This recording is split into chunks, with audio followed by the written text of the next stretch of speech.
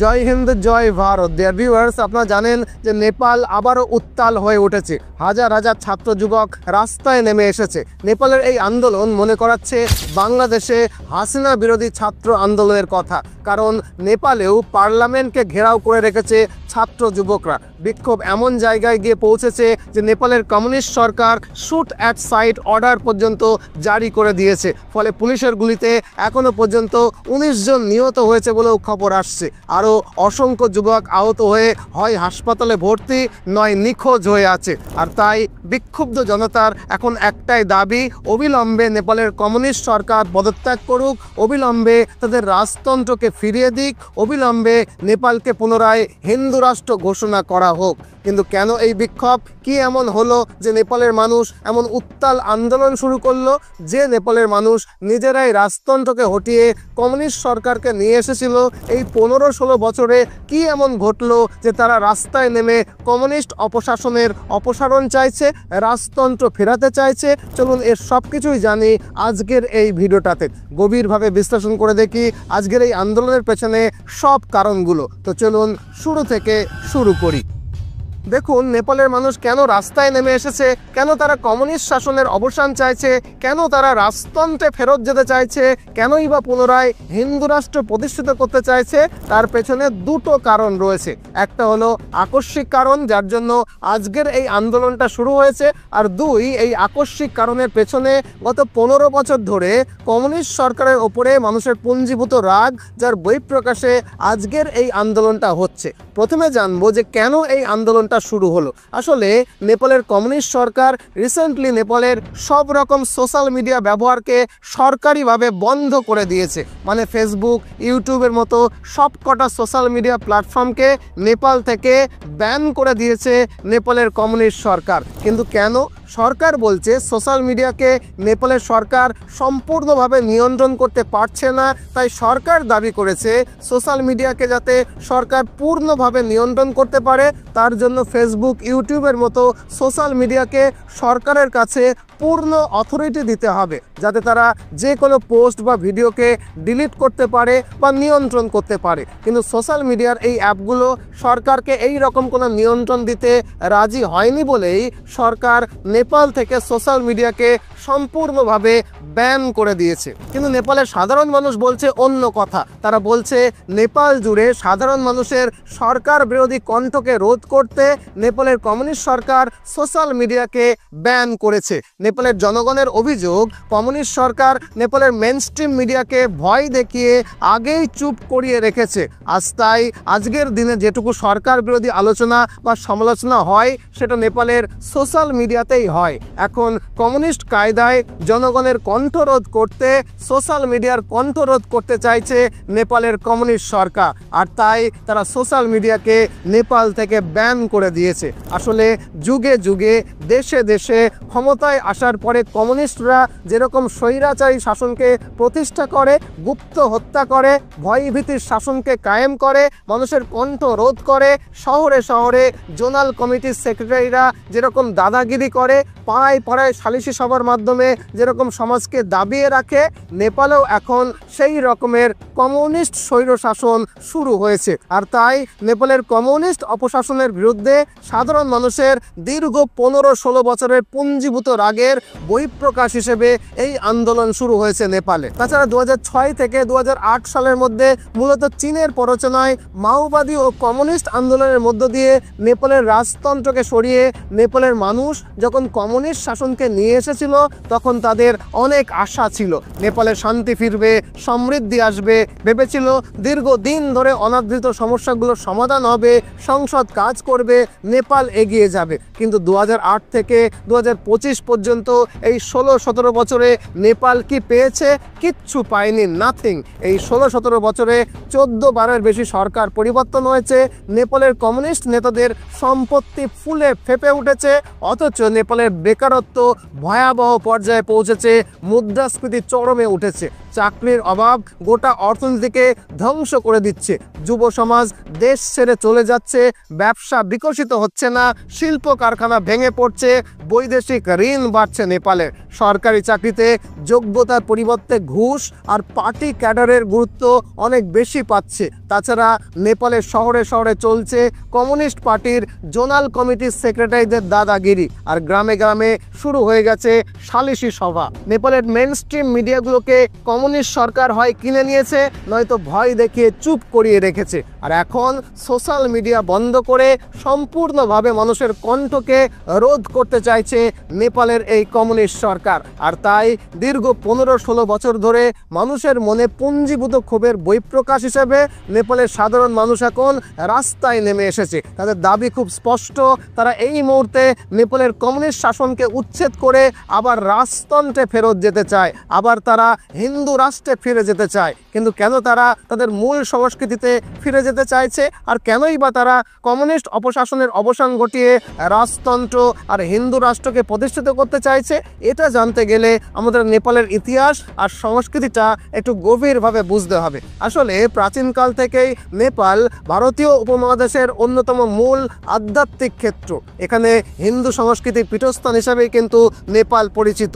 পশুপতিনাথ, জনকপুর, মুক্তিনাথ, গুজ্জেশ্বরী, মনোকামনা মন্দির সহ অসংখ্য হিন্দু তীর্থস্থান এই নেপালেই গড়ে উঠেছে, যেগুলো কোটি কোটি হিন্দুর কাছে এখনও পবিত্র তীর্থস্থান।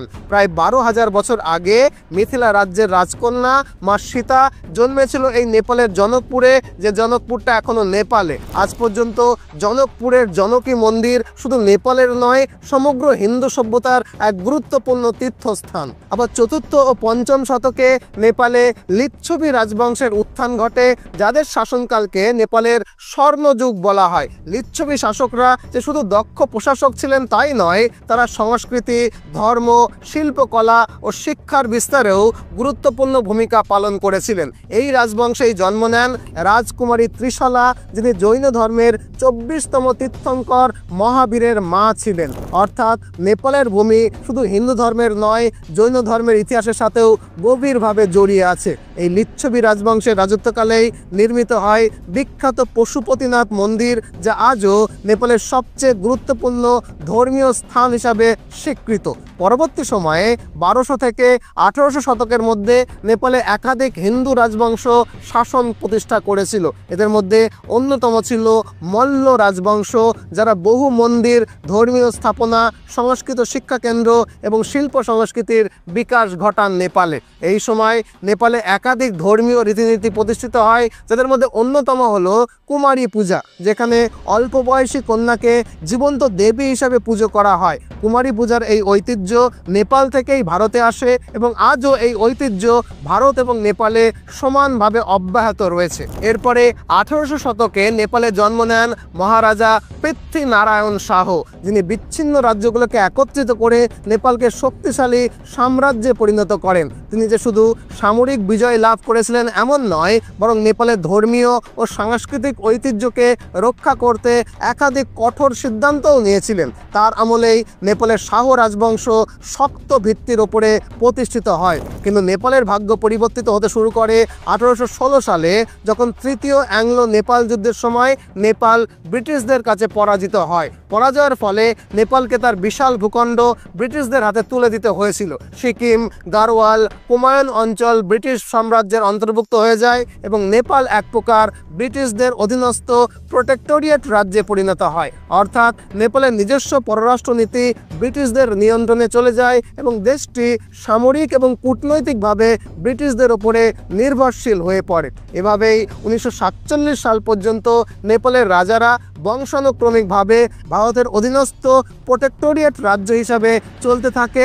এরপরে 1947 সালে ভারত স্বাধীন হয়। ভারতের স্বাধীনতার ফলে নেপালের রাজনৈতিক ভবিষ্যৎ নিয়েও আলোচনা শুরু হয়। কিন্তু নেহেরু নেপালকে ভারতের অংশ করার কোনো উদ্যোগ নেননি, কারণ সেই সময় নেহেরু ভেবেছিলেন যদি তিনি নেপালকে ভারতের অংশ করেন তাহলে তিনি হয়তো চীনের কোপে পড়ে যেতে পারেন। এই ভয়ে নেহেরু নেপালের সার্বভৌমত্ব রক্ষায় বেশি উৎসাহী ছিলেন। এভাবে নেপালকে ভারতের সঙ্গে সংযুক্ত করার বিষয়ে কোনো আনুষ্ঠানিক আলোচনা বা গোপন পরিকল্পনা কোনোটাই তখনও হয়নি। ফলে যে নেপাল ব্রিটিশ আমলে ভারতের অধীনস্থ প্রোটেক্টোরিয়েট ছিল, নেহেরুর অবহেলায় সেই নেপাল ভারত থেকে একরকম আলাদাই থেকে গেল। তবে 1950 সালে ভারত ও নেপালের মধ্যে একটা ঐতিহাসিক মৈত্রী চুক্তি স্বাক্ষরিত হয়। এই চুক্তির মাধ্যমে দুই দেশের সীমান্তকে উন্মুক্ত করে দেওয়া হয়, যাতে দুই দেশের নাগরিকরা অবাধে যাতায়াত, ব্যবসা বাণিজ্য এবং বসবাস করতে পারে। এই চুক্তির অধীনেই নেপালের বিখ্যাত গোর্খা সেনারা আজও ভারতীয় সেনাবাহিনীতে চাকরি করার সুযোগ পায়। এরপরে 1955 সালে রাজা ত্রিভুবনের মৃত্যুর পর নেপালের সিংহাসনে বসেন তার পুত্র রাজা মহেন্দ্র। তারপরে রাজা হন মহেন্দ্রর পুত্র রাজা বীরেন্দ্র। এইভাবে দীর্ঘ সময় ধরে নেপালে রাজতন্ত্র চলছিল। তবে এরকম নয় যে রাজতন্ত্রে সবসময় নেপালে সুশাসনই থেকেছে। তা সত্ত্বেও ভালো মন্দ মিলিয়ে দীর্ঘ সময় ধরে নেপালে রাজশাসনই বজায় ছিল। এখানে একটা কথা বলে রাখি যে রাজা বীরেন্দ্রের আমলে চীনের মদতে নেপালে কমিউনিস্ট আন্দোলন এবং মাওবাদী সন্ত্রাসী আন্দোলন শুরু হয়। তবে নেপালের ইতিহাসে সবচেয়ে বড় ধাক্কাটা আসে 2001 সালে, যখন নেপালের রাজপরিবারকে একটা ভয়ঙ্কর হত্যাকাণ্ডের সামনে আসতে হয়। এই ঘটনায় নেপালের রাজা বীরেন্দ্র, রানী ঐশ্বর্য এবং রাজপরিবারের প্রায় সব সদস্য একসাথে নিহত হন। সরকারিভাবে বলা হয় যে রাজকুমার দীপেন্দ্র এই হত্যাকাণ্ড চালিয়েছিলেন, কিন্তু পরে জানা যায় যে নেপালের রাজপরিবারকে সম্পূর্ণরূপে সরিয়ে দিয়ে নেপালে কমিউনিস্ট স্বৈরশাসনকে প্রতিষ্ঠা করার জন্য চীন আন্ডারকভার এই হত্যাকাণ্ডটাকে ঘটিয়েছে। কারণ এখানে বলে রাখা দরকার যে চীনের মদতপুষ্ট মাওবাদীরা 1996 সালের 13ই ফেব্রুয়ারি নেপালের রাজা বীরেন্দ্রর এগেনস্টে জনযুদ্ধ ঘোষণা করেছিলেন। তারপরে পরবর্তী 4-5 বছরে তারা নেপালের 75টা জেলার মধ্যে 22টি জেলাকেই নিজেদের নিয়ন্ত্রণে নিয়ে নেয়। এই গৃহযুদ্ধে প্রায় 17,000 মানুষ নিহত হয়, হাজার হাজার সাধারণ নেপালি আহত হয়। দেশের নানা অংশে ভয়াবহ সংঘর্ষ চলতে থাকে আর নেপালের স্থিতিশীলতা সম্পূর্ণভাবে নষ্ট হয়ে যায়। এই অবস্থায় নেপালের রাজা বীরেন্দ্র ভারতের সাহায্য নিয়ে মাওবাদীদের দমন করার জন্য একটা বিরাট ক্র্যাকডাউন শুরু করে। আর তাই 2001 সালে চীনের স্পাইরা পুরো রাজপরিবারকে সরিয়ে দেওয়ার জন্য একটা বড়সড় কনস্পিরেসি শুরু করে। কনস্পিরেসি অনুযায়ী পুরো রাজপরিবার নিহত হলেও ভাগ্যক্রমে বেঁচে যায় রাজকুমার দীপেন্দ্র। আর তাই নেপালে চীনের মদতপুষ্ট সবকটা সংবাদ মাধ্যম এই হত্যাকাণ্ডের জন্য রাজকুমার দীপেন্দ্রকেই দায়ী করে। অবশ্য এর কয়েকদিন পরেই দীপেন্দ্র অসুস্থ হয়ে হাসপাতালে ভর্তি হলে রহস্যজনকভাবে তারও মৃত্যু হয়ে যায়। এখন 2001 সালের 1 জুন নেপালের রাজপরিবারের এই হত্যাকাণ্ডের সময় রাজা বীরেন্দ্রের ছোট ভাই জ্ঞানেন্দ্র শাহ কাঠমান্ডুর বাইরে পোখরায় ছিলেন। সরকারি বিবৃতি অনুযায়ী তিনি তখন পোখরায় সরকারি সফরে ছিলেন, তাই হত্যাকাণ্ডের রাতে রাজপ্রাসাদে উপস্থিত ছিলেন না বলে অনেকেই মনে করেন তিনি আসলে চীনের সঙ্গে ষড়যন্ত্র করেই এই হত্যাকাণ্ড ঘটিয়েছিলেন। যাই হোক, এরপরে 2001 সাল নাগাদ অপেক্ষাকৃত দুর্বল রাজা হিসাবে এই জ্ঞানেন্দ্র শাহই নেপালের রাজা হন। আর সেই সুযোগে চীনের প্রত্যক্ষ মদদে নেপাল জুড়ে মাওবাদীরা পুনরায় তাণ্ডব শুরু করে। দেশের সবকটা জেলা মাওবাদীদের হাতে চলে যায়, হাজার হাজার নিরীহ মানুষ মাওবাদীদের হাতে নিহত হয়। আর মাওবাদীদের প্রত্যক্ষভাবে মিলিয়ন মিলিয়ন ডলার দিয়ে সাহায্য করতে থাকে কমিউনিস্ট চীন। এভাবে চীনের বিলিয়ন ডলারের ফান্ড আর অস্ত্রের সাহায্যে মাওবাদীরা 2006 সালে নেপালের রাজার বিরুদ্ধে ফাইনাল ব্যাটেল শুরু করে। দীর্ঘদিনের লড়াই শেষে অবশেষে মাওবাদীরা বিজয়ী হয়, রাজতন্ত্রকে বিলুপ্ত করা হয় এবং নেপালকে একটা ধর্মনিরপেক্ষ গণতান্ত্রিক রাষ্ট্র হিসাবে প্রতিষ্ঠিত করা হয়। যদিও নামে গণতন্ত্র হলেও আসলে নেপালে চীনের মদতপুষ্ট স্বৈরাচারী কমিউনিস্ট সরকার প্রতিষ্ঠিত হয়ে যায়, যার ফলে হাজার বছর ধরে চলে আসা নেপাল আর তার হিন্দু রাষ্ট্রের পরিচয় একেবারে হারিয়ে যায়। শুরু হয় কমিউনিস্ট অপশাসন। আর তারপরে 2008 সাল থেকে আজ পর্যন্ত নেপালে 10 থেকে 14 বার পুরোপুরি সরকার বদল হয়েছে। কোনো সরকারই 5 বছরের মেয়াদ শেষ করতে পারেনি। রাজনৈতিক অস্থিরতা এতটাই চরমে পৌঁছেছে যে সংবিধানকে 7 বার সংশোধন করতে হয়েছে। প্রতিবার নতুন সরকার এলে সংবিধানে পরিবর্তন আনা হয়েছে যাতে সেই রাজনৈতিক দলটার সুবিধা হয়। এই অস্থিরতার কারণে নেপাল জুড়ে ব্যাপকভাবে দুর্নীতি ছড়িয়ে পড়েছে। একটা বিশিষ্ট নেপালি সংবাদ মাধ্যমের প্রতিবেদন অনুযায়ী আজকের নেপালে ছোট বড় সব রকমের সরকারি কাজের জন্যই ঘুষ দিতে হয়। কিছুদিন আগেই নেপালের ইতিহাসের সবচেয়ে বড় দুর্নীতির কেলেঙ্কারিটা সামনে আসে। সেখানে নেপালের অনেক মন্ত্রী একসঙ্গে জড়িত ছিল। আবার 2019 সালে এক তদন্তে বেরিয়ে আসে যে কিছু দালাল, রাজস্ব কর্মকর্তা আর মন্ত্রীরা মিলে সরকারি জমি গোপনে লুকিয়ে কম দামে বিক্রি করে দিয়েছে। ভাবুন একবার, দুর্নীতি কোন পর্যায়ে পৌঁছলে এইরকম হয়। একইভাবে 2020 সালে এক মন্ত্রীর ফোনালাপ ফাঁস হয়, যেখানে তিনি প্রকাশ্যে 70 কোটি টাকা ঘুষ চাইছিলেন একটা সরকারি কন্ট্রাক্ট পাইয়ে দেওয়ার বিনিময়ে। এই ধরনের ঘটনা নেপালের সাধারণ মানুষের মধ্যে তীব্র হতাশা তৈরি করেছে। একদিকে সর্বগ্রাসী দুর্নীতি, তার উপরে দেশের দারিদ্র, বেকারত্ব এবং দুর্নীতিতে নিমজ্জিত। আবার অন্যদিকে চীনের প্রভাব এতটাই বেড়েছে যে অনেকেই মনে করেন নেপাল এখন পুরোপুরি চীনের নিয়ন্ত্রণে চলে গেছে। মানে রাজতন্ত্র চলে গিয়ে নেপালে কমিউনিস্ট রাজতন্ত্র প্রতিষ্ঠিত হয়েছে, যেটা আবার চীন নিয়ন্ত্রণ করে। আর এই কমিউনিস্ট রাজতন্ত্র এতটাই ভয়ঙ্কর যে দেশ জুড়ে কমিউনিস্ট পার্টির স্থানীয় লোকাল কমিটির সেক্রেটারিরাই এখানে স্থানীয় শাসক হয়ে বসে গেছে। গ্রামের পর গ্রাম, শহরের পর শহর তারা নিজেদের নিয়ন্ত্রণ কায়েম করে ফেলেছে। বিচার ব্যবস্থার নামে তারা নিজেরাই সালিশি সভা বসিয়ে রায় দিচ্ছে, যেখানে আইন, ন্যায় বিচার বা নাগরিক অধিকার বলে কিছুই আর অবশিষ্ট নেই। ওই যে বললাম, এক সময়ে রাজতন্ত্রের পরিবর্তে এখন নেপালে এক প্রকার কমিউনিস্ট রাজতন্ত্র প্রতিষ্ঠিত হয়েছে, যেখানে গণতন্ত্রের নামে চলছে একদলীয় শোষণ, একদলীয় শাসন। পশ্চিমবঙ্গের মানুষরা যারা দীর্ঘদিন কমিউনিস্ট শাসনের অধীনে থেকেছেন, তারা নিশ্চয়ই মনে করতে পারছেন কিভাবে রাজনৈতিক দলের নেতারা প্রশাসনের চেয়ে শক্তিশালী হয়ে উঠেছিল। নেপালে আজ সেই একই দৃশ্য পুনঃস্ফুটিত হচ্ছে আরও ভয়ঙ্কর রূপে। তাই একদিকে এই লাগাম ছাড়া দুর্নীতি আর অন্যদিকে কমিউনিস্ট অপশাসন, এই দুয়ের ফলে নেপালের অর্থনৈতিক অবস্থা ভয়াবহ রূপ ধারণ করেছে। 2008 সালে রাজতন্ত্রের পতনের পর থেকে আজ পর্যন্ত নেপালের জিডিপি ধারাবাহিকভাবে ফল করছে, কমে যাচ্ছে। তাছাড়া আজকের নেপালের পরিস্থিতি এতটাই শোচনীয় যে দেশটা 1 টাকার পণ্য রপ্তানি করলে 12 টাকার পণ্যকে আমদানি করতে হয়। মানে নেপালের বৈদেশিক মুদ্রা ভাণ্ডার ক্রমশই ফুরিয়ে আসছে। পরিস্থিতি এমন জায়গায় গিয়ে দাঁড়িয়েছে যে কয়েক মাস আগে নেপালের কেন্দ্রীয় ব্যাংক ঘোষণা করেছিল যে তারা মাত্র কয়েক মাসের আমদানি ব্যয়কে বহন করতে পারবে। অর্থাৎ দেশের অর্থনীতি পুরোপুরি ভেঙে পড়ার দ্বারপ্রান্তে গিয়ে পৌঁছেছে। মুদ্রাস্ফীতির হার গত 5 বছরে 2% থেকে বেড়ে 7.7% গিয়ে পৌঁছেছে। অর্থাৎ 5 বছরে প্রায় 4 গুণ বৃদ্ধি পেয়েছে। সহজ ভাষায় 5 বছর আগে 10 টাকায় যা পাওয়া যেত, আজ নেপালে তার জন্য 40 টাকা লাগছে।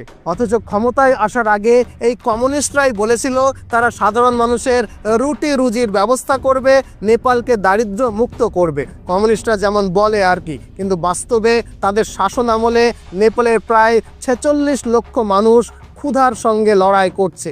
অবশ্য এটা নতুন কোনো ঘটনা নয়, ইতিহাস সাক্ষী পৃথিবীর কোথাও কমিউনিস্ট শাসনে সাধারণ মানুষ ভালো থাকতে পারেনি, নেপালও তার ব্যতিক্রম নয়। কমিউনিস্ট শাসনে নেপালে কেবল দারিদ্র, দুর্নীতি আর স্বৈরতন্ত্র বেড়েছে, আর অন্যদিকে নেপালের কমিউনিস্ট নেতারা বিলাসবহুল জীবনযাপন করছে। আর এভাবে নেপাল যখন দুর্বল হয়ে পড়েছে, যখন ক্ষুধার জ্বালায় সাধারণ মানুষ দিশেহারা হয়ে পড়েছে, তখন সেখানে প্রবেশ করেছে খ্রিস্টান মিশনারিরা। কমিউনিস্ট শাসনকালে হাজার হাজার খ্রিস্টান মিশনারি নেপালে প্রবেশ করেছে, আর সাথে এনেছে বিপুল পরিমাণে খাবার, বিপুল পরিমাণে পোশাক আর প্রচুর টাকা।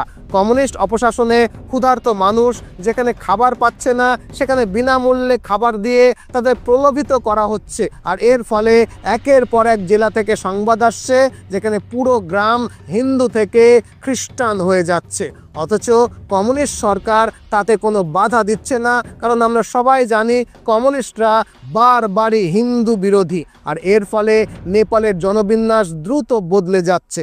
হিন্দু সংখ্যাগরিষ্ঠ একটা দেশ দ্রুত খ্রিস্টান সংখ্যাগরিষ্ঠ দেশে পরিণত হওয়ার পথে হাঁটতে শুরু করেছে। নেপাল একসময় ছিল বিশ্বের একমাত্র হিন্দু রাষ্ট্র, কিন্তু 2008 সালে কমিউনিস্ট সরকার ক্ষমতায় আসার পর দেশটিতে খ্রিস্টান জনসংখ্যা এত দ্রুত গতিতে বাড়তে শুরু করেছে যে আজ নেপালে খ্রিস্টানের সংখ্যা 12 থেকে 15 লাখ ছাড়িয়ে গেছে। যদি আপনাকে একটা পরিসংখ্যান বলি, আপনি চমকে উঠবেন। 2007 সালে নেপালের কমিউনিস্ট শাসনের আগে মাকওয়ানপুর জেলায় মাত্র 100টা গির্জা ছিল। এখন মাত্র 18 বছরে সেটা সংখ্যায় বেড়ে দাঁড়িয়েছে 1000-এর বেশি। ভাবতে পারছেন? এই পরিসংখ্যানই বলে দিচ্ছে নেপালের ধর্মীয় চিত্র কতটা বদলে গেছে। ওয়ার্ল্ড খ্রিস্টান ডেটাবেসের মতে নেপাল বর্তমানে বিশ্বের সবচেয়ে দ্রুত বর্ধনশীল খ্রিস্টানদের দেশ। এই পরিস্থিতি দেখে নেপালের হিন্দু জনগোষ্ঠী আতঙ্কিত ও ক্ষুব্ধ। হাজার বছরের পুরনো ঐতিহ্য যাদের চোখের সামনে বিলীন হয়ে যাচ্ছে। মন্দির ভেঙে সেখানে গির্জা গড়ে উঠছে, গ্রামের পর গ্রাম হিন্দু থেকে খ্রিস্টান হয়ে যাচ্ছে। আর এত কিছু সম্মিলিত ফল হিসেবেই নেপালের মানুষ আজ রাস্তায় নেমে এসেছে। আর রাস্তায় নেমে এসে বলছে, নেপালের কমিউনিস্ট শাসনকে হটাও, নেপালকে আবার হিন্দু রাষ্ট্র বানাও এবং রাজতন্ত্রকে ফিরিয়ে আনো। এই স্লোগান উঠছে দিকে দিকে। রাজতন্ত্রকে ফেরাতে চাইছে কারণ নেপালের মানুষ মনে করে রাজতন্ত্র থাকাকালীন নেপালের হিন্দু ঐতিহ্য অন্তত সুরক্ষিত ছিল, আর হিন্দু রাজা কখনোই নেপালকে খ্রিস্টান রাষ্ট্র হতে দিতেন না। আসলে সবকিছু মিলিয়ে নেপালের কমিউনিস্ট সরকারের উপরে নেপালের মানুষ এতটাই ক্ষুব্ধ যে যে কোনো ইস্যুতে জনগণ আন্দোলনের জন্য রাস্তায় নেমে আসছে।